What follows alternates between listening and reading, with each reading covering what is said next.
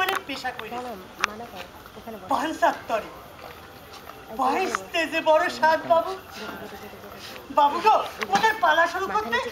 বিলম্ব হয়ে গেল একটা বিপদের জন্য ওই বংশাই নদী পাড়ায় আসবে ওদের ডেরেসের বাস্কটো জলের ভেতর পড়ে চেষ্টাত্তর বেত্তান্ত ভিজি সব পান্ত ভাই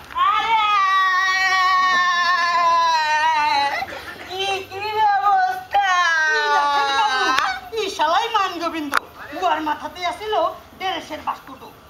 ওই দামোদরের বালি পেইলেই জল তো শালা জলের ভিতর পা দিবার পূর্বে যেই খালি দিত তোর শরীরের কতটা অংশ জলের ভিতর টক সমাইছে নাকি বলেন বাবু তো হারামি তো একদম হর বড়াই জলের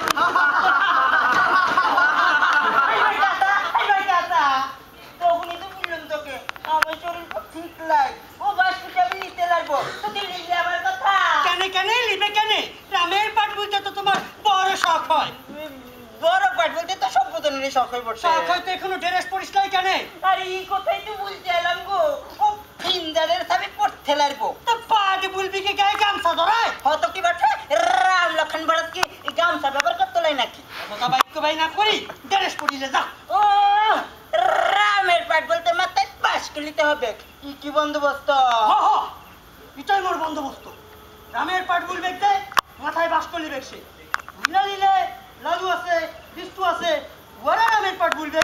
মাথায় বাস করিতে ওরা রাজি লিতে তো আমিও রাজি তবে এই বাস্কটার ওজন তো হালকা করলে আমার সুবিধা হয় বটে আরে শালা সুবিধা পরে দেখা যাবে এখন পালা শুরু করে দেন কেন রাত যে গভীর হয় বটে শুরু কর না কেন আমি ডেরে সারাই রামের পাট বলবো বটে জ্ঞানী গুণী সভা জানগো বাবু গো